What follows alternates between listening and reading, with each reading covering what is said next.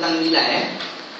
Maksud nilai dalam syariah ialah ilat yang munasabah wujud pada setiap hukum. Dia semua hukum ni, dia takkan saja-saja dia Tuhan buat, mesti ada sebab. Apa-apa pun Tuhan buat ni mesti ada sebab. Dia tak ada apa-apa buat ni sesaja nak buat, tak ada. Ini kerja gila semua ni. Kenapa Ustaz datang Melaka? Entah, takut sampai. Tak kena bodoh gitu Orang kata aku bangga aku cakap macam tu. Tapi kenapa Ustaz datang Melaka? Hari ni anda dapat jemputan. Fine, logik datang kan. Kalau orang buat satu benda tak ada sebab, orang tu akan dipanggil sebagai gila, bodoh, bangang dan bla bla bla bla. Betul kan? Tapi kalau orang buat tak ada sebab, kita boleh nilai pula sebab dia. Dan kadang-kadang nilai sebab itu kita akan nampak kebijaksanaan. Faham kan? Sebab juga hukum. Kenapa? Zaman Nabi Sallam, Nabi tak bagi orang pakai labu tutup kulali. Dia bagi isbal tu kan. Syekh kita agak sikit salah. Betul kan? Dia sebab tau, bukan sesaja suruh tau. Nabi suruh angkat sebab budaya zaman tu kalau kau pakai labu mesti sombong. Oh yalah, mesti sombong budaya orang dulu. Tapi zaman sekarang labu ke sekat bukan isu. Kan nak pakai kain plekat, ada gajah duduk, sombong.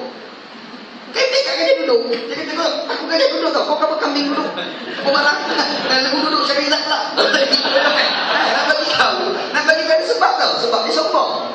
Jadi, bukan isu labu, tak labu. Isu sombong ataupun tidak. Maknanya, yang Nabi larang tu ada sebab. Sebab dia, nilai.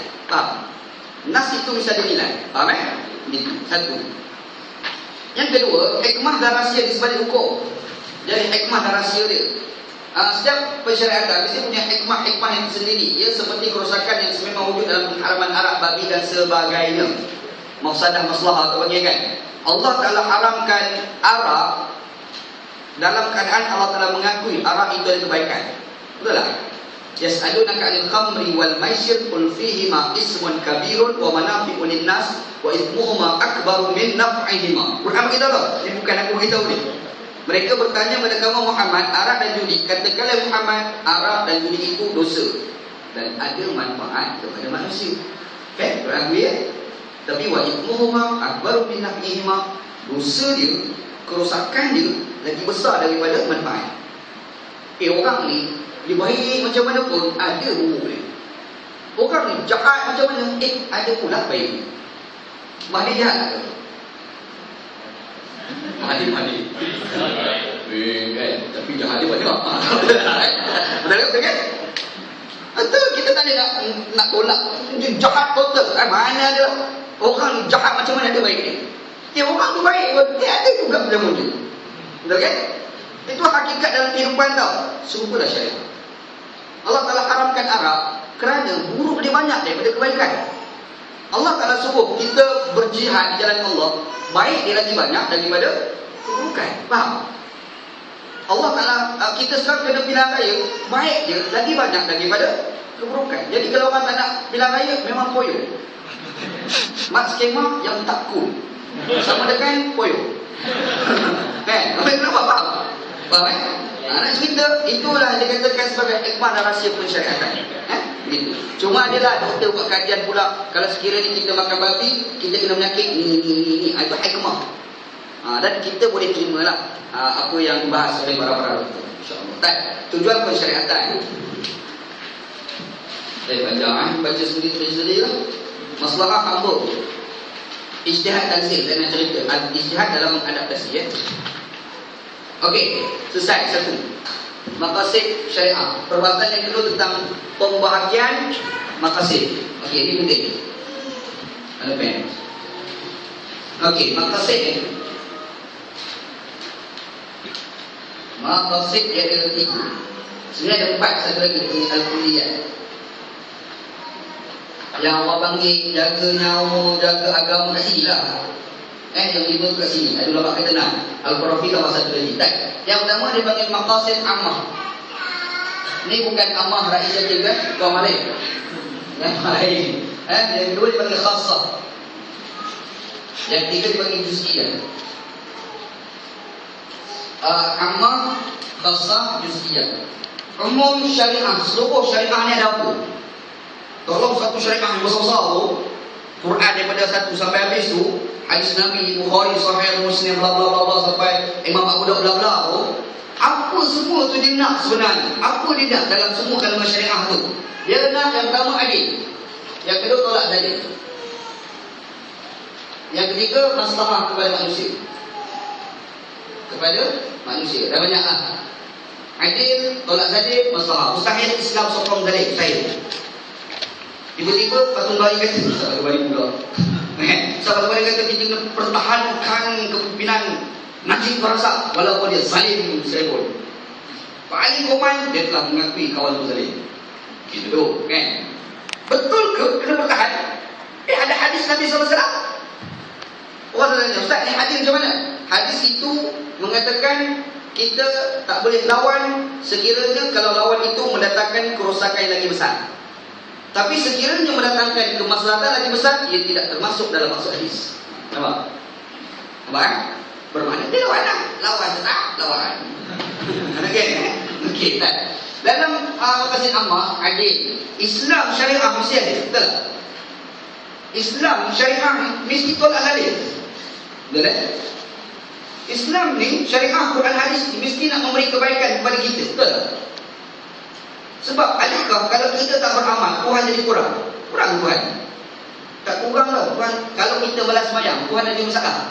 Mana tahu kita tak semayang, Tuhan tu demam seminggu. Macam tu? Tak. Anak satu hari tu, dia khutbah Jumaat dekat Kelana Jaya. Masih Kelana Jaya dekat Selangor Tapi anak tak pakai cili lah. Ambil khutbah kan.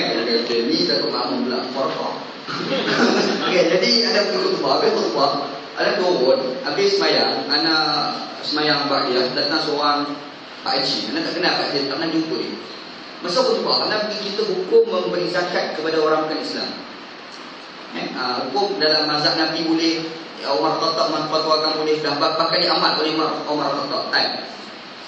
Dan fatwa ni boleh kita nak bincang, cumanya jangan sebut depan jati dengan perkasa, nanti dia orang demonstrasi. Kalau gini bangang tu macam tu. Okey, jadi kita dah habis daripada khutbah sembahyang, datang seorang Pak Haji Piana. Dia kata, Ustaz telah menumpang pahala saya. Anak pun pahala pula Pak Haji. Aku pula tumpang pahala dia. Kalau dia kata dia tumpang pahala anak, boleh tahan dia. Tumpang pahala dia pula kan. Macam mana aku buat lagi? Dia kata, Ustaz, saya ni ada seorang kawan Kristian. Anak dia sakit, masuk hospital. Bila masuk hospital sakit, dia pinjam duit saya sebelum seminggu hari. Banyak adalah dalam 20,000. Oh banyak, sakit berat kot. Bagi. Bila bagi, saya dengar khutbah Ustaz, boleh bagi zakat, tak ada sentuh sekalipun. Bagi ambil zakat saya untuk awak. Jadi Ustaz tumpang pada saya. Oh okey, faham. Sebab tumpang sembang, dia pun sebut, dia kata, saya ni Ustaz, saya ni, duit saya banyak Ustaz. Kadang-kadang saya tak tahu nak bagi duit ke siapa. Anak boleh semua kan. Nak kata apa pun. Orang nak nampak tu haji tu. Jadi ada senyum. Saya kata, saya boleh bagi terima ke orang sebulan 10,000. Anak datang 10,000, anak fikir, mak kau sebulan berapa gaji baru-baru ni? Pak Haji juga berapa sebulan gaji dia agak-agak kan? Anak fikir, mesti kaya gila Pak Haji. Anak pun dia kata, balik, masa balik anak fikir, Pak Haji dah ada anak ke tidak? Ini bukan cerita Israel ni, cerita lain ni. Okey, anak fikir, ada anak tak ada? Kalau ada anak lah, disuruh tak anak dia kerja? Kalau anak dia disuruh bekerja, tiba-tiba anak dia tak buat kerja, Pak Haji tu kurang ke tidak? Tak kurang pun, sebab dia boleh bagi terima 20,000, 10,000 sebulan. Boleh bagi terima, income dia banyak. Anak dia kerja ke tak kerja, tak kurang bagi bapak, walaupun bapak dia suruh anak dia kerja. Itu bapak yang duit banyak, Tuhan yang maha kaya. Lagilah tak kurang, faham? Anak bagi tahu, Tuhan tu bukan syariah, bukan untuk Tuhan. Tuhan tu bukan syariah untuk kita, faham? Nak suruh kita jadi baik, nampak? Itulah kandungan syariah seluruh ni. Boleh insyaAllah. Gitu. Ini dia panggil maqasid ammah, maqasid umum. Ada pula satu lagi, maqasid khasah. Maqasid khasah ni tertakluk dengan beberapa fiqh. Contoh macam fiqh, dalam fiqh ni ada fiqh ibadat. Betul tak? Yang kedua dia ada fiqh jinayat. Dia ada fiqh muamalat. Dia ada fiqh munakahat. Dia ada fiqh bla bla bla bla bla. Betul tak? Dan setiap fiqh ada tujuan tau. Apa tujuan fiqh ibadat? Maqasid khasah. Apa tujuan bagi fiqh ibadat? Taqarrub ila Allah, menghampirkan diri kepada Tuhan. Ma'rifatullah, untuk kenal Allah Subhanahu wa taala. Apa tujuan fiqh jinayat? Dia ada 3. Zajirah, radi'ah, adamul intiqam. Zajirah mencegah orang lain daripada melakukan jenayah seperti lakukan daripada jenayah. Radi'ah mencegah Zajirah, radi'ah, adamul intiqam. Zajirah mencegah penjenayah daripada mengulangi jenayah. Radi'ah mencegah orang lain daripada melakukan jenayah seperti yang dilakukan oleh penjenayah. Yang ketiga, adamul intiqam, menghilangkan dendam dalam jiwa keluarga manusia. Nampak? Fiqh jenayah. Fiqh muamalat. Apa tujuan fiqh muamalat? Ta'awun, bantu-membantu di dalam Islam. Ta'awun, apalagi taradhi, saling redha meredai. Betul tak? Apa pula maqasid dalam fiqh muamalat? Fiqh jihad, keamanan dan bla bla bla lah. Yang ke juz'iyah yang kita sebut tadi. Kenapa hadis Nabi SAW sebut dekat kita kena pakai pakaian atas, jangan labuhkan itu muka tadi. Kenapa? Juz'iyah dia, iaitu menghilangkan daripada kesombongan. Faham? Sekiranya bertemu maqasid amah dengan maqasid khasah, mana nak didahulukan? Mana dahulukan? Maqasid amah ke maqasid khasah? Maqasid amah. Apa tujuan pelaksanaan hudud fi jinayat? Zajirah, radi'ah, adamul intiqam. Betul kan? Tiba-tiba kita laksanakan hudud dengan tujuan 3 tadi, tetapi tidak tercapai keadilan. Terpotong tangan orang yang lapar. Salah tak? Salah tak? Disebabkan itu Umar Khattab KID kan hukum potong. Nampak? Sebab maqasid amah, maqasid khasah, sifirnya kalau bertepung dahulukan maqasid amah berbanding maqasid khasah. Boleh insya-Allah faham. Jadi kalau kita tak dahulu, sebab kita sedang fokus untuk dapatkan keadilan. Jadi bila dah dapat kerajaan, usaha dapat yang adil, kita berusaha untuk dapat maqasid khasah pula. Boleh faham insya-Allah. Nampak? Dah jangan kelas buat apa ni? Bila hudud, merintah nak lagi. Kan? Kau cari nak benar hudud. Benar, percaya betul. Duit boleh dapat. Nanti kalau suruh dia laksana hudud, tangan kita dipotong tau. Betul tak? Tangan kita boleh potong sebab duit pun dia dapat. Betul tak? Dia pun tak ada percaya. Orang dia laksanakan hudud ni, orang boleh dipercayai tu. Tiba-tiba kita tak percaya dengan dia, kita suruh dia laksanakan hudud. Pening. Betul tak? Dah. Hudud kita rincang kalau kita minta nanti insyaAllah. Yang ke seterusnya,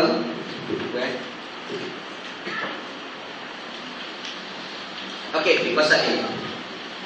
Fiqh wasail Dia dalam fiqh ni dia ada maqasid,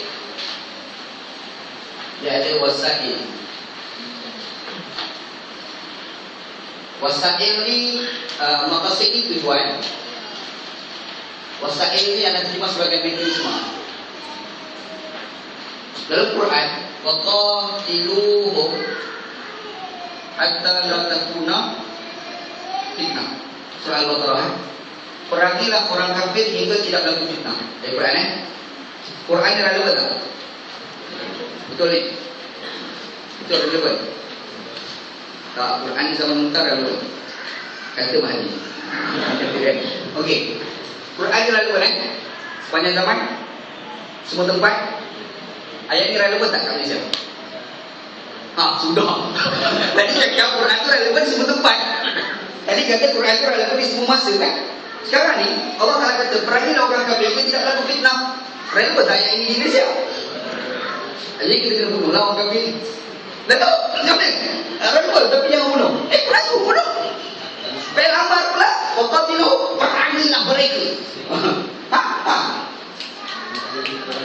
Boleh. Okey. Boleh. Okey, pandai Muhammad. Okey, ini maqasid dia. Ini maqasid tujuan. Tidak berlaku fitnah, itu tujuan. Waqatiluhum, mekanisme. Faham? Mekanisme nak capai kepada tujuan. Kok mana pun relevan Quran kerana maqasid. Ada pun mekanisme tertakluk kepada masalihul ibad. Nampak? Kemaslahatan. Di Afghanistan perang. Zaman Nabi Muhammad perang. Sebab Allah Taala sebut waqatiluhum faman ihtada 'alaikum fa'tadu 'alaihi bimisli ma ihtada 'alaikum. Perangilah mereka seperti mana mereka menyerangi kamu. Orang dulu diserang Nabi perang, lawannya perang lah. Orang sekarang diserang kita bukan dengan perang, diserang menggunakan demokrasi, dia serang menggunakan pilihan raya. Faham tak? Jadi kita balas. Yang ni lah dipanggil mekanisme. Ini panggil fiqh wasail. Boleh insyaAllah. Kita kena beza antara tujuan dan juga mekanisme di dalam nas, Quran ataupun hadis.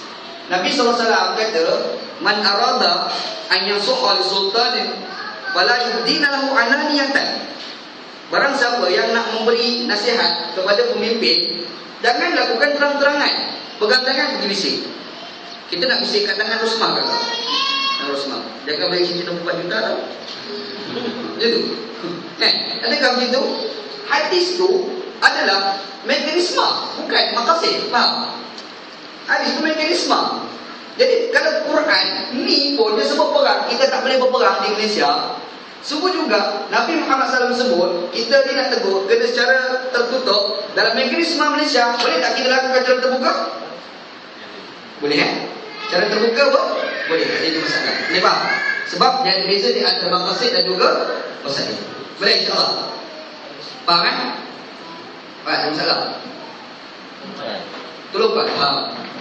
Okey, benar-benar. Kau lagi sebelah mana? Okey, tak. Boleh insyaAllah faham kan? Fiqh masalah ni lah. Yang seterusnya fiqh iktibar ma'alat. Kita ni apa-apa buat kena fikir implikasi. Jangan kira nak hebat ni. Ni kira aku nak buat membujur lagu menitang pukang. Ini masalah tu. Dia dah buat, dia fikir buat, lepas tu menitang pukang tu. Lepas tu dulu, macam mana nak cover line? Share. Salah. Apa-apa nak buat dia kena fikir implikasi tau. Macam contoh kita lagi meminang. Jangan dok sedap cakap dengan orang tu. Dia tak pergi pagi-pagi, saya nak pinangkan, nak haji dengan seorang kawan saya ni. Dia tanya, anak kawan awak tu jauh. Dia tanya soalan. Dia balik Azhar, tak ada kerja ni. Dia takkan nak bagi anak saya makan pasir tu. Kata Pak Haji, sedap untuk ayat Pak Haji tu. Kita ni pula jadi membujur dan menintang pukang. Kita pergi kata, Allah Pak Haji sah ke pasir, lembu, rumput boleh makan. Oh, jawapan. Memang jawapan tu memang best. Tapi lepas tu tak dapat kahwin lah kawan kita tu. Jadi orang panggil bercakap, tak fikir implikasi. Faham? Kita berpolitik, kena fikir implikasi. Faham? Nak buat tu kena fikir, apa akan jadi lepas pada tu. Faham Sebab Quran sendiri ajar, la tasubbul ladina yad'una min dunillahi fayasubbullaha adwan. Jangan kamu cela sembah-sembahan selain daripada Allah, bimbang mereka cela Allah tanpa ilmu dan juga prejudis. Surah kita kata Dr. Ahmad Ar-Raisuni, seorang ulama daripada Maroko, Maghribi, dalam kitab dia Nazariyat Maqasid Syariah, bla bla bla, panjang dari kitab dia. Dia disebut kita ni nak maki sembah-sembahan daripada Allah tak apa. Apa laporan kamu, tangan panjang, hidung pula besar. Contoh kan. Sama-sama kita rembat. Tak usah kau sama-sama kita kan. Kita sembang anak-anak kita. Naik kereta dari dekat Batu Kek, mata besar. Pui, buat macam tu. Depan anak kita fine lah. Jangan buat depan hidup. Apa lakukan tangan 12, satu belah tangan hujan. Cuba kau bayangkan kalau tangan hujan bilang. Jadi tak ada hujan lah kat dunia ni. Bila kau cakap macam tu, kau bahal. Dia buat, siapa Tuhan kau? Kaabah Kaabah. Itu tu Kaabah pula. Jadi hal, betul tak? Nak cerita hukum asal tu boleh, tapi jadi tak boleh kerana implikasi. Faham Fiqh ma'latul af'al, fiqh iktibarul ma'alat. Gunalah istilah apa pun. Fiqh yang memikirkan implikasi, apa yang akan berlaku di masa akan datang. Boleh faham insyaAllah? Boleh? Ini ni saya cerita pasal Quran hadis. Kita akal sihat boleh tengok. Betul lah kakak? Akal sihat kita betul lah. Buat apa pun kena fikir lah nak jadi tempat tu kan. Kaabah tu Syekh tak tepat orang kapak dia dululah. Sebab bila berlaku banjir besar, orang buat duit tak cukup, Kaabah tak tepat dengan jadi Ismail. Ada problem sikit lah. Ada kawan Ibrahim sorry. Nabi Muhammad SAW masa di Madinah, dia selalu sumuk ke Siti Aisyah. Problem tu Kaabah tu tak cukup tempat, duit tak cukup dulu. Macam mana nak buat? Dah merintah Di Madinah, di Mekah, masa tu, Fathu Mekah, Nabi Muhammad buat kul. Nabi Muhammad ni kul tau, dia tak koyor tau. Yang koyor ni kita. Serius koyor kan. Nabi Muhammad ni dia kul, tak layan cakap pun tak semua relax. Menyebabkan ada Siti Aisyah, kita tanya Nabi, ya Rasulullah, dulu kamu cakap kawan dapat kena tukar, nak tampak dia biar tepat. Dia dah merintah tukar-tukar je lah. Tunggu lagi nak buat. Nabi kata apa? Laula hidathani qaumiki bil kufri la fa'altu. Kalau tak kerana kaum kamu baru saja meninggalkan kekufuran, aku dah buat lama dah. Lu dah teringat jahiliah dulu nak buat Hajar Aswad gaduh sakan. Betul tak? Ni Kaabah dia dulu runtuh nama baru. Dia bukan cerita nama baru tu, runtuh di sini. Betul tak? Oh, gaduh ya apa hal Muhammad berperintah ni lah masalah berperintah. Nak bagi pada cerita. Betul tak? Betul. Selangor tu problem tau. Ambil Selangor, kilang arak besar ke salah. Orang bang pergi ceramah, kita arak kita kena tutup tengok siapnya UMNO kilang arak. Oh, kita orang bang besarkan. Tak ada kan? Tiba-tiba pemerintah, nak macam mana kilang arak tu? Nak macam mana kita kena? Orang tanya, saya letak ke kilang arak. Anak kata, bagi anak masa 20 tahun untuk tutup kilang arak. Anda masa 20 tahun. Anda punya kajian 20 tahun baru boleh tutup kilang arak. Tapi dengan gerakan yang serius. Dia ada misalnya satu badan. Kalau kat Kelantan tu R kan, kita kena buat anti kilang arak. Buat tu, badan tu dia kena fikir bincang masalah tanah, masalah dokumen, perjanjian, aliran elektrik. Semua tu kena ambil kira. Sebab kalau tak buat, kemudaratan lagi besar akan berlaku. Apa kemudaratan yang berlaku kalau kita ambil sikap tergesa-gesa? Orang bukan Islam akan benci Islam. Nampak? Nak cerita bertindak kena fikir implikasi. Faham insya-Allah? Dalam Arab, dalam Islam dia punya ma'latul af'al. Boleh insya-Allah? Yang seterusnya fiqh tawakkul. Fiqh tawakkul ni fiqh futuristik. Apa akan berlaku di masa akan datang? Kita ni bukan sekadar fikir apa yang bakal berlaku di masa akan datang, tapi kita kena fikir juga apa yang kita nak bentuk di masa akan datang. Pemimpin yang hebat, dia akan bentuk masa depan. Seorang pemimpin, dia tidak akan ikut apa yang nak berlaku. Faham? Hari ni duduk dekat Dewan kita ni kan, Akademik Ibn Abbas di sini. Kita pernah fikir tak 20 tahun siapa Perdana Menteri Malaysia? Siapa agak kita punya calon kita Perdana Menteri 20 tahun datang? Siapa bagi pandangan? Bang, siapa calon Perdana Menteri 20 tahun datang? Okey, tak apa, nanti menteri ada bagi. Nanti menteri apa? Kadang-kadang kita nak fikir apa nak jadi 20 tahun. Kalau anak nak fikir nak jadi Perdana Menteri, Datuk Ustaz kenapa tak nak tadi? Relax lah, kalau tanding awal nanti jatuh cepat. Dapat demokrasi ni tu mati. Aku tak tadi belah raya kan. Tahu tak mana nak tu. Kita nak bertemu dengan dia lah. Sebab dia nak jadi Perdana Menteri. Anak pun nak. Last kali jadi timbalan anak. Tapi nak bagi tahu, dia kan ada future tau, masa depan. Macam mana kita nak bentuk masa depan? Nabi SAW, dia duduk di Madinah. Dia bukan sekadar duduk di Madinah, tapi Nabi Muhammad memikirkan macam mana Mekah nak duduk kat tangan kita balik. Faham?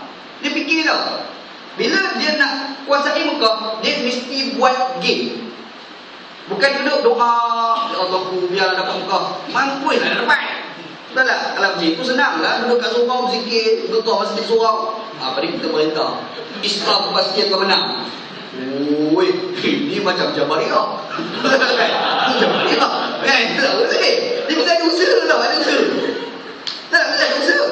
Macam mana buat? Apa game? Game Nabi SAW, research satu. Ada dia sebut dalam ni, fiqh tawakkul ni, dia ada beberapa syarat. Tengok, fiqh tawakkul. Oh, 29.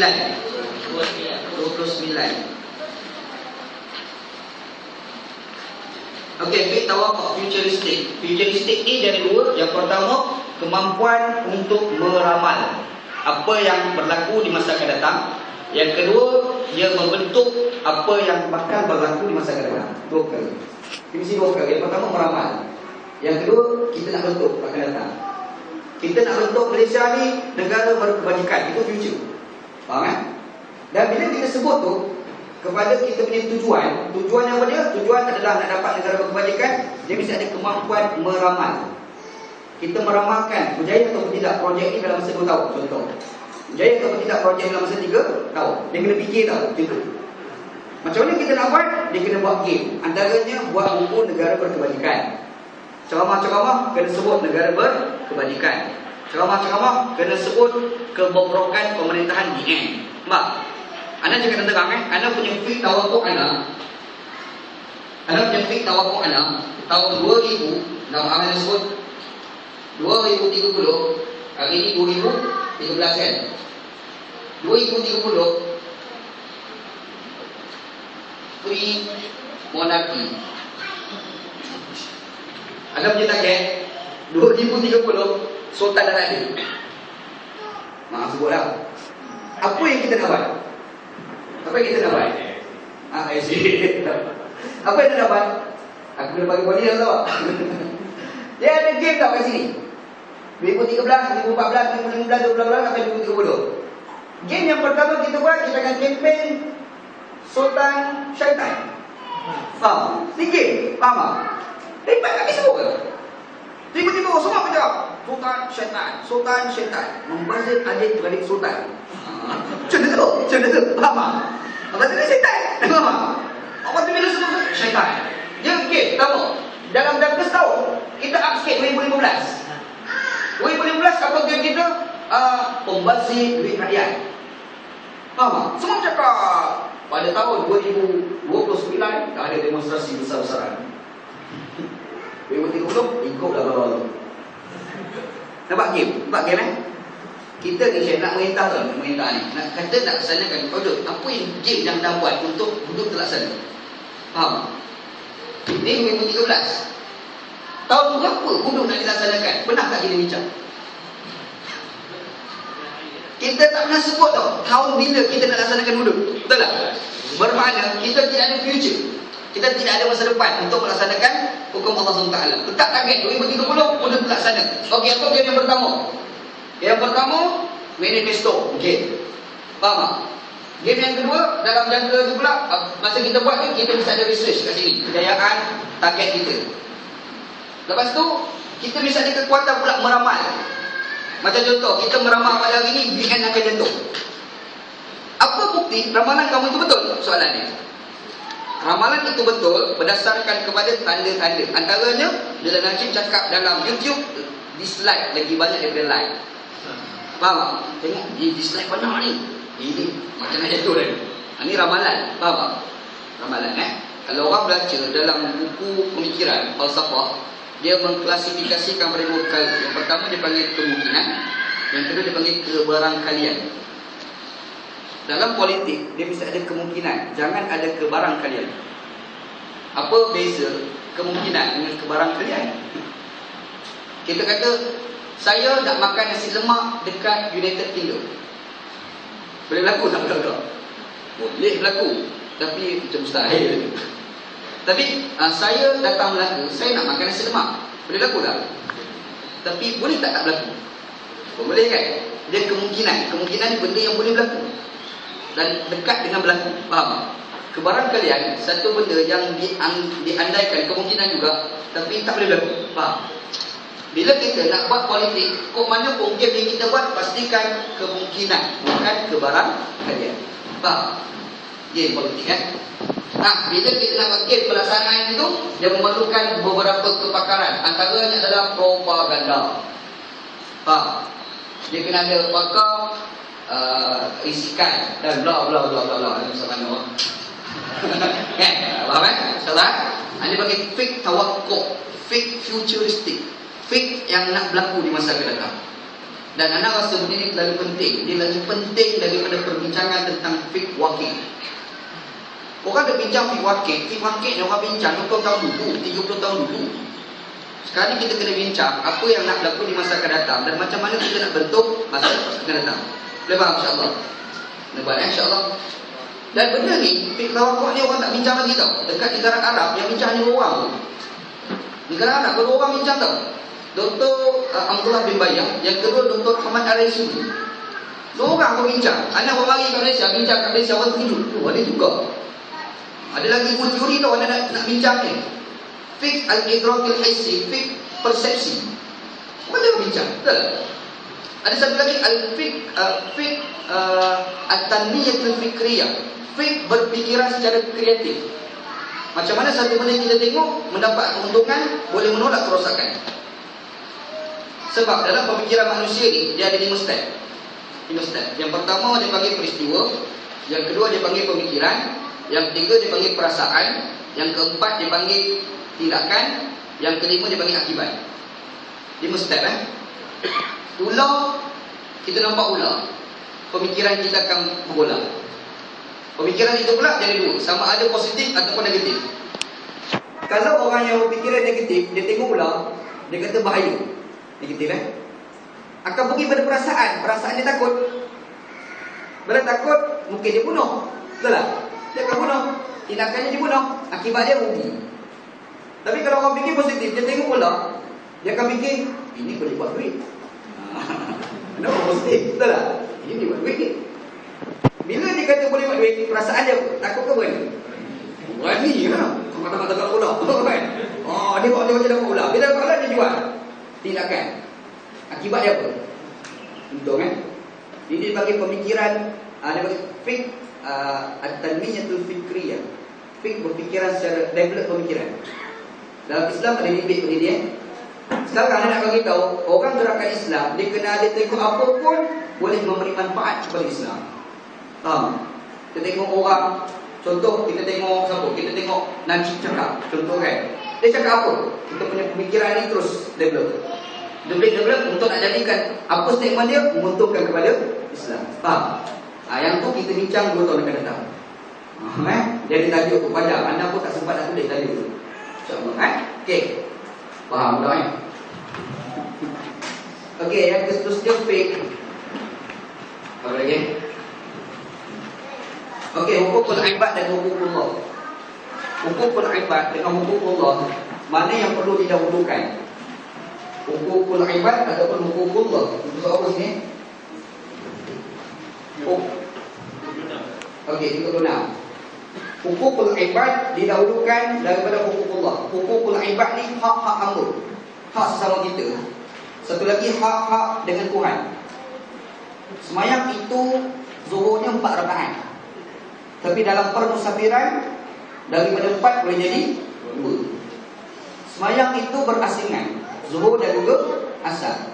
Tapi disebabkan permusafiran boleh digabungkan daripada berasingan kepada sekali. Dia panggil jamak semayang. Betul Kita musafir ni, urusan Tuhan itu urusan manusia. Bermakna hak Tuhan itu boleh dikurangkan kerana kepentingan hubungan di antara sesama manusia. Kita musafir nak bicara kawan-kawan, kita pergi musafir sebab nak pergi tengok bola, kita pergi musafir sebab nak bertanya kerja, kita pergi musafir bla bla bla. Betul tak? Itu urusan kemanusiaan. Tapi disebabkan urusan kemanusiaan, hak Tuhan yang 4 rakaat jadi 2. Sebab itu ulama-ulama maqasid dia menyebut hukukul ibad muqaddamatun ala hukukillah. Hak-hak hamba itu perlu didahulukan berbanding hak-hak Tuhan. Boleh faham? Sebab itu ada sebut tadi dalam maqasid ammah dan maqasid khasah, keadilan itu perlu didahulukan berbanding pelaksanaan hudud. Faham Kalau kita laksanakan hudud, ternafi keadilan, ketika itu hudud DKIV kan bukan buat terus. Buang terus jadi liberal lah. Itu kan kita liberal. Kita ni kerana kita harus nama jemaah kan. Jadi dahulu kalau maqasid ammah berbanding maqasid khasah. Boleh faham insya-Allah? Boleh Okey. Ini fiqh penting dalam pilihan raya. 6 jenis fiqh yang nak cadangkan baru kita nak masuk tajuk kita pasal pilihan raya. Panjang ni bagi mahu. Okey.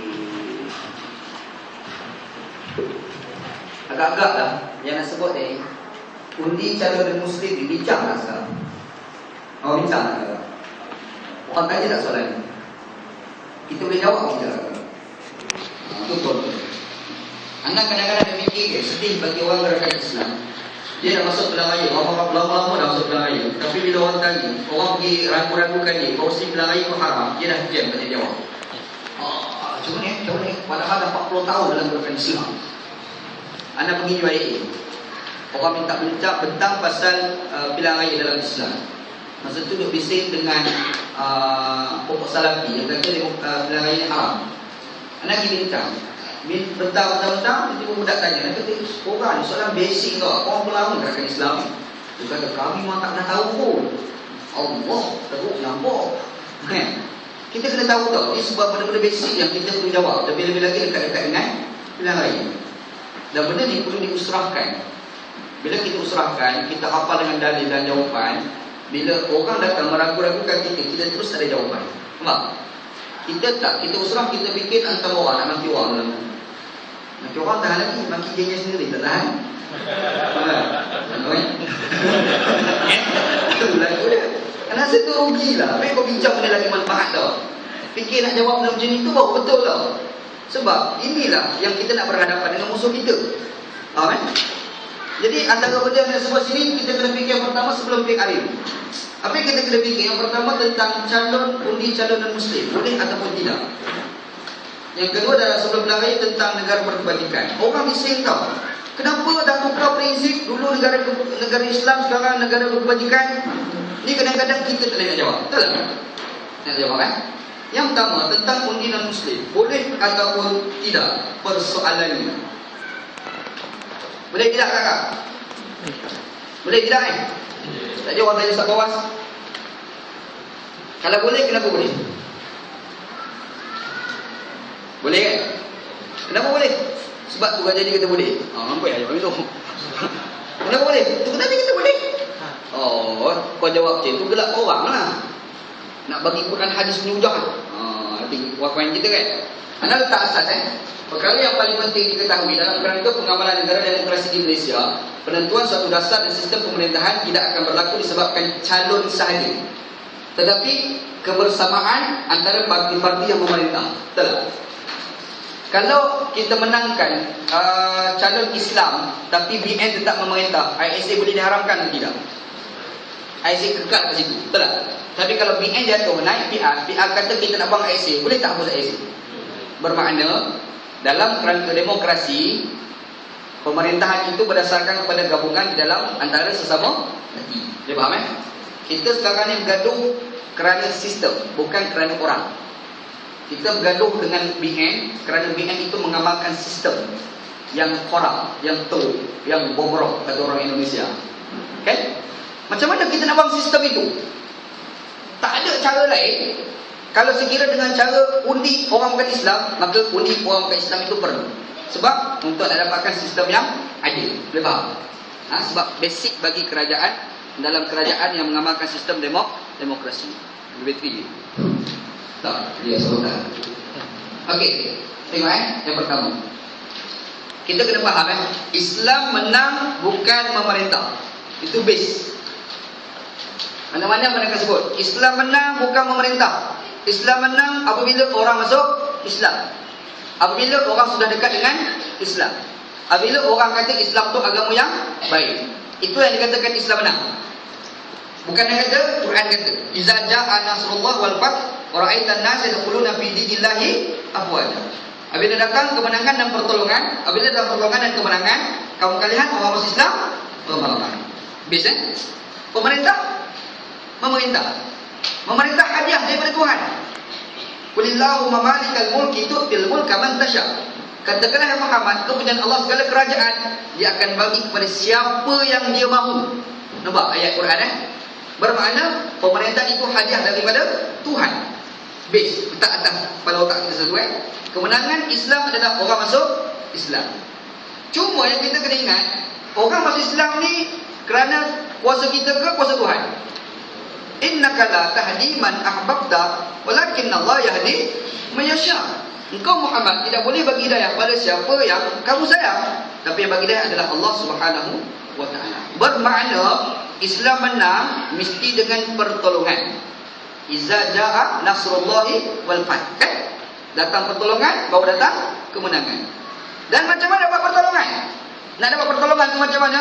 Imam Ibn Taymiyah sebut, innallaha yansuru daulatan adilah wa in kanat kafiran wa la yansurullah daulatan zalimah wa in kanat mu'minah. Allah Taala tolong negara yang adil walaupun negara itu kafir sekalipun. Allah Ta'ala takkan tolong negara yang zalim walaupun negara itu mukmin sekalipun. Osmaniyah Turki itu kerajaan Islam tau. Kenapa jatuh? Itu menandakan Tuhan tak tolong. Pemerintah tu zalim. Orang tahan Osmaniyah bagus. Tak, yang bagus tu zaman awal tu bagus. Kemudian dia mengarut dah. Dengan raja dia mewah. Sultan Abdul Hamid lah sekali lah. Dia pun okey lah, baik, nak buat perubahan. Tapi sistem tu dah teruk sangat dah. Tak boleh buat apa dah. Disebabkan sistem pemerintahan tu teruk, Islam pun dah tak ikut dalam pemerintahan itu, kerajaan tu jatuh. Nampak kan? Allah Ta'ala tolong negara yang adil walaupun negara itu kafir. Allah Ta'ala akan tolong negara yang zalim walaupun negara itu mukmin sekalipun. Dan perkataan Imam Ibn Taymiyah tu ada asas. Dia bukan sesaja kita cakap. Kata Allah Ta'ala surah Hud, "Wa ma kana rabbuka liyuhlikal qura bizulmin wa ahluha muslimun." Allah Ta'ala tidak akan membinasakan sebuah kerajaan secara zalim sekiranya rakyat saling melakukan pembaik pulih di antara satu dengan baik. Berani? Qardawi tafsirkan ayat itu sebagai negara kafir. Tengok dalam kitab Durrul Qiyam wal Akhlaq fil Iqtisad al-Islami, dan pandangan Qardawi itu dinukilkan dalam kitab Fathul Kabir karangan Imam Fakhruddin Ar-Razi. Tengoklah kitab dia lah. Ada aku nak baca untuk dah. Okey, bila insya-Allah. Dan seterusnya yang kedua, kaedah fiqh ada menyatakan bahawa berlaku antara mudarat hendaklah dilakukan mudarat yang kecil, lebih mengelak dari berlaku mudarat yang lebih besar. Kita lintas jalan, spek mata kita jatuh, lori besar lalu, mana satu nak buat? Nak ambil spek ke nak bagi lori lalu dulu? Kita kena ambil spek. Kena ambil spek. Kalau kena langkah pecah spek Syekh, itu mudarat. Dia tak fikir mudarat satu lagi, nak kena langkah ke lori. Betul kan? Jadi mudarat kecil, spek pecah. Mudarat besar, kena langkah ke lori. Sebab kalau kena langkah ke lori, engkau pun habis, spek pun habis. Betul tak? Tapi kalau spek kena langkah, spek dia habis, kau tak habis. Faham kan? Jadi lakukan mudarat kecil, mengelak daripada berlaku mudarat lagi besar. Okey, kunci orang Islam ni mudarat, betul. Dan Nas pun menyatakan haram tu memang ada Nas, betul? Ada. Tapi itu mudarat yang kecil. Ada mudarat yang lagi besar yang perlu kita elakkan. Apa dia? Sistem pemerintahan yang bobrok, sistem pemerintahan yang korup. Ini kita nak buat. Faham? Baik, faham kan? InsyaAllah. Okey, satu. Yang kedua, negara berkebajikan. Dalamnya ada nilai sejarah. Islam masuk di Madinah macam mana, Islam masuk di Mekah macam mana, ada dalam sejarah anda boleh kan. Semua berasaskan pada kebajikan. Baca sendirilah. Cuma nak cerita suku fiqh. Yang sejarah-sejarah tu mau baca sendiri. Hukum fiqh, Hasan Ali tu, Hasan Ali, anak Ali. Dia kata pas telah tukar dia orang punya prinsip. Dulu negara Islam, sekarang negara berkebajikan. Sepatutnya kena kekalkan negara Islam. Negara berkebajikan ni manifesto kita 2008. Betul tak? Masa tu Hasan Ali duk mana? Bersuruh Jaya PAS. Kenapa kau tak bincang pada masa tu? Kenapa dah keluar berbincang? Dia bincang juga sebab dia memang mangkuk ayut atau mangkuk tandas. Kalau betul baiklah, kau dah bentang dulu, betul tak? Dah bangkan dulu, sekarang kau bising. Isu dia, kau tak dapat jawapan. Macam mana kita nak jawab? Kaedah Islam sebut dalam kaedah fiqh, al-hukmu yaduru 'alal musamma la 'alal ismi. Hukum berlegar pada benda yang diberi nama, bukan pada nama. Kita minum air dalam gelas yang tuliskan sebut air itu halal ke haram? Air itu halal. Sebab air itu bukan air Arab. Air itu air kosong ke air teh ke, minuman air itu pula kan. Tapi gelas dia kan sebut air itu kandungan air itu halal. Nama tu problem tu. Faham? Dia bukan isu negara Islam ke, negara berkebajikan ke, konten dalam apa yang kita nak buat.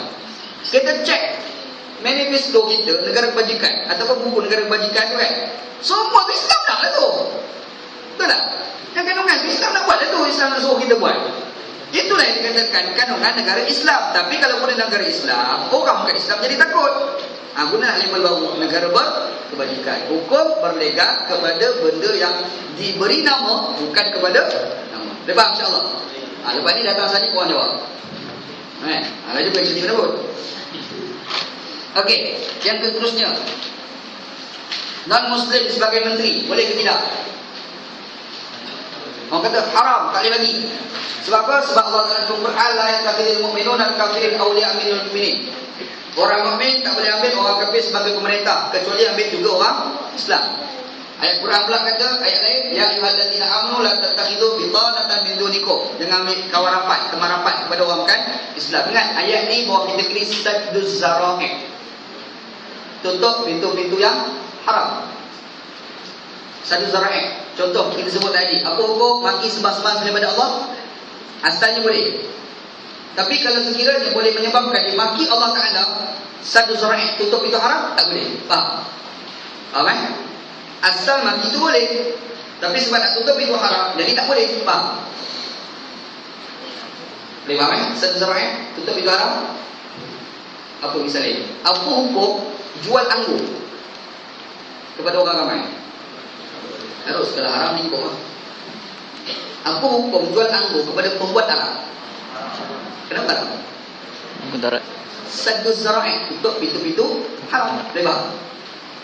Nampak? Ayat Quran ni kata, jangan kamu ambil pemimpin bukan Islam, dan jangan kamu ambil orang bukan Islam sebagai pemimpin. Sebab dia ada sebab dia. Mudarat besarnya apa dia? Takut-takut dia akan membongkar rahsia-rahsia negara kepada negara lain. Nampak? Agak-agak isu ni berlaku tak dalam kerangka demokrasi? Tak. Sebab dalam kerangka demokrasi tertakluk dengan undang-undang. Betul tak? Dia ada undang-undang, dia ada perlembagaan dan perlu diakui. Kalau siapa-siapa pergi dedak, dia akan jadi masalah 1, 2, 3, 4. Dan kita kena faham, sadduz zara'i ni bukan semata-mata kita haramkan terus. Meletakkan syarat pun sudah dikategorikan sebagai sadduz zara'i. Contoh contoh. Kalau kita baca dalam hadis, Nabi SAW sebut, la yuflihal qaum walau amrahum imra'atan. Tidak akan berjaya satu kaum yang pemimpin mereka adalah perempuan. Hadis Nabi, hadis sahih tak? Hadis sahih. Tapi Majlis Syura Ulama PAS telah mengeluarkan pandangan mengatakan orang perempuan boleh bertanding pilihan raya. Betul? Bercanggah tak dengan hadis? Ulama sudah bercanggah kan? Tetapi adakah diizinkan secara mutlak? Tak. Diizinkan dengan ditetapkan syarat-syarat yang begitu ketat. Faham? Meletakkan syarat itu sudah dipanggil sebagai sadduz zara'i, menutup pintu-pintu haram. Boleh faham insya-Allah? Ya? Boleh tak kita maki sembah-sembah kepada Allah? Hukum asalnya boleh. Kalau maki depan orang, macam ni pula. Sadduz zara'i, sama ada tak maki ataupun maki, tapi maki yang berhikmah, letak syarat. Contoh kan? Yang buat syarat ni yang cukup terror, betul tak boleh? Ustaz Zairus. Betul. Ustaz, apa hukum orang perempuan naik motor dengan lelaki? Boleh kalau bapak tak tengah. Syarat tu. Tak syarat tu. Itu satu syarat tu. Ada tak bapak tapi syarat tu boleh lah. Syarat tu boleh. Tapi satu syarat tu. Dia tak kata haram. Dia kata boleh. Tapi letak syarat. Syarat ni bapak tak tengah. Motor tu macam mana Allah Alam kan? Yang mamak terdengar lah mak spoil. Nampak? Faham satu syarat. Jadi yang tak boleh tu, orang bukan Islam jadi menteri, yang tak boleh itu sadduz zara'i. Sekarang ni kita nak haramkan terus ataupun menetapkan syarat-syarat yang ketat. Menetapkan syarat-syarat yang ketat pun sudah cukup bawah kategori sadduz zara'i. Tidak bercanggah dengan ayat Quran kita baca. Boleh faham insya-Allah? Allah, senang nak jawab ni. Okey, yang seterusnya apa Okey, pelaksanaan Islam dalam negara demokrasi.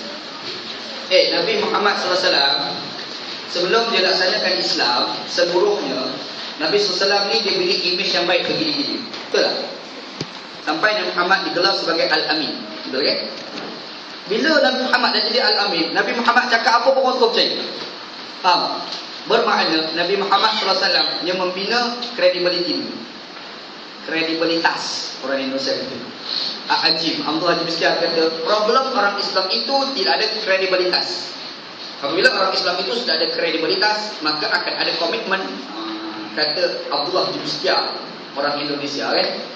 Kita ni share nak laksanakan Islam, tapi kadang-kadang kredibiliti kita tak ada.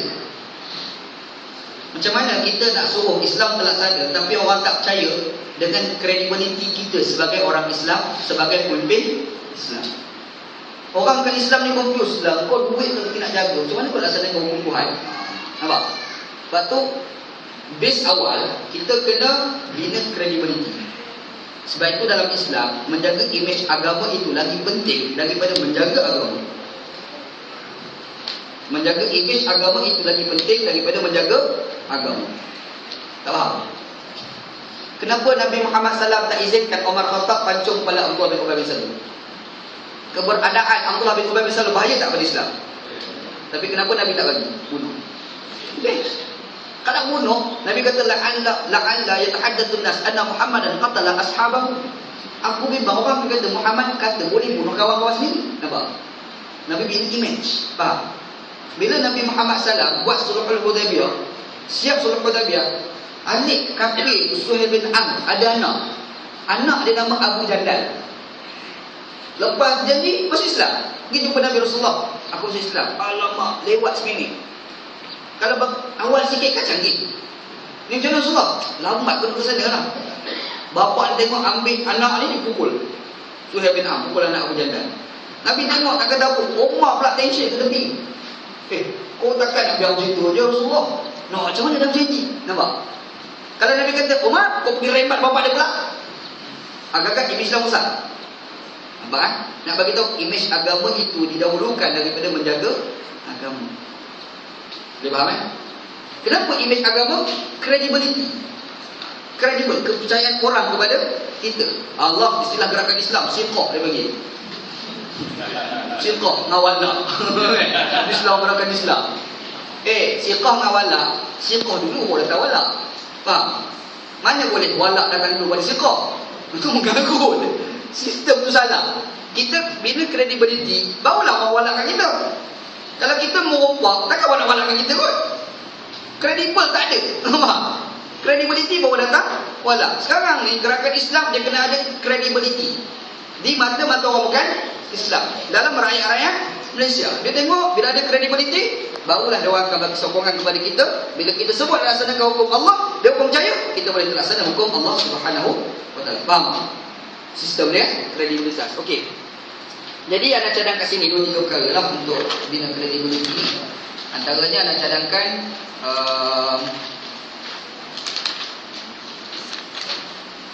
anda mencadangkan bila kita merintah nanti, ambil Putrajaya, contoh pas merintah beberapa negeri, cadangkan pada Isbah Selcat kat Selangor.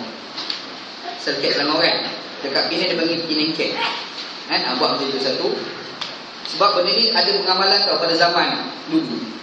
Ada fakta-fakta sebut sini dari dalil yang paling ketara diamalkan pada zaman Umar Al-Khattab dengan zaman Umar Abdul Aziz. Dari yang keduanya, pemimpin negara tidak ditaja.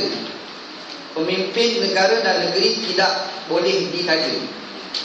Umar Abdul Aziz sendiri, satu hari dia tak ada duit tau. Umar Aziz ni miskin. Dia seorang khalifah yang cukup miskin. Orang cakap pada zaman tu tak ada orang miskin. Tak betul.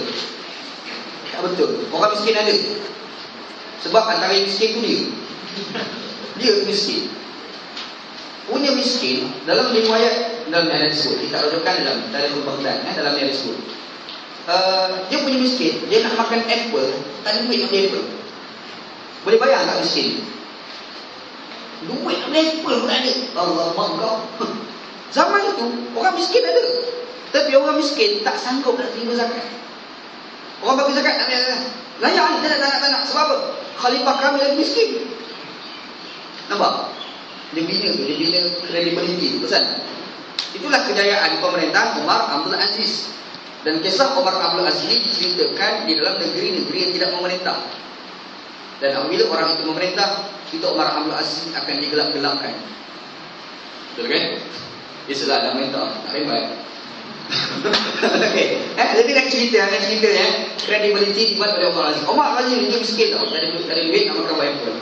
Tiba-tiba datang seorang pegawai, dia ambil apple, dia bagi. Ambillah Umar. Dia kata tak nak makan apple.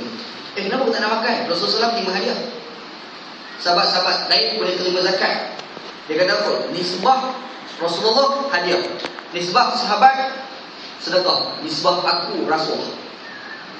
Tak makan apple share. Kita tak lagi tu apple, bagi mini Cooper beriman pula. Kan? Kredibel tak ada tau. Credibility kena bina. Nah, macam yang Muhammad bina credibility Al-Amin. Pesan tak? Lepas tu, bila kita ada credibility, kita nak laksanakan Islam, orang boleh percaya. InsyaAllah. Boleh? Macam mana pula proses nak laksanakan Islam? Ada cara satu lagi, pemilihan secara Neo Ibn Affan. Cadangan anda lah. Macam mana Ibn Affan dilantik, Osman bin Affan dilantik sebagai khalifah. Macam mana anda cadangkan untuk pemilihan 2 kali, Menteri Besar dan juga Perdana Menteri. Menang Pakatan Rakyat, kita tak lantik Ibrahim sebagai menteri, kita tak lantik Ajadi sebagai menteri, kita tak lantik orang tua, bukan. Kita buat pemilihan raya pula untuk pelantikan Perdana Menteri. Macam mereka kan. Kita pun nak dengar juga orang debat dalam TV kan. Macam Obama dengan Romney tu kan. Tahu lah, canggih. Kan? Masa depan negara yang saya nampak 1, 2, 3, 4 kita dengar. Jadi best. Jadi debat lama poyo je. Kan? Kita pilih yang best, kita tinggal yang poyo. Baik.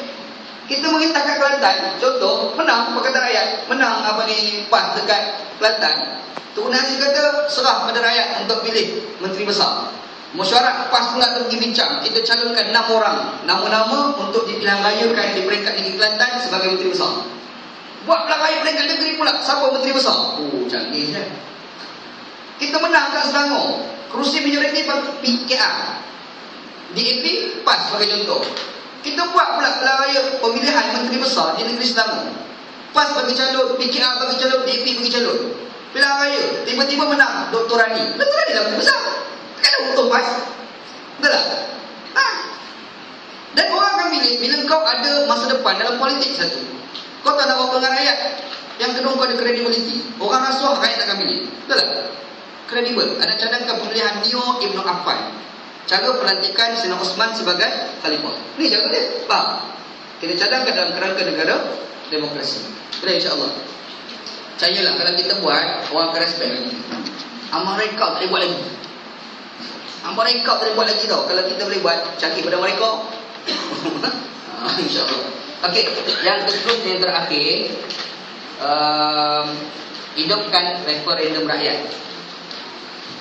Okey, sekarang kita bergaduh kat Malaysia ni. Hudud nak buat ke tak nak? Betul tak? Bila hudud ni orang bergaduh, nak, tak nak. Kita pun isytihar. Minggu depan, kita nak bentang satu referendum kepada rakyat pelaksanaan hudud di Malaysia. Contoh buat pilihan raya. Dalam dibenarkan kempen selama 2 bulan. 2 bulan tu kita pergi ceramah gila-gila pasal hudud. Yang orang pro hudud. Ada pula orang yang anti hudud, dia pergi ceramah gila-gila anti hudud. Upah-upah cukup 2 bulan pilihan raya. Penentuan hudud dilaksanakan atau tidak. Tiba-tiba majoriti kata hudud dilaksanakan. Hormat pandangan majoriti, hudud dilaksanakan di dalam sesebuah negara. Boleh? Anda rasa tak pening benda dah macam tu kan? Dan golongan minoriti dia kena hormat pandangan golongan majoriti. Nampak insya-Allah. Wallahu a'lam. Dah cukup.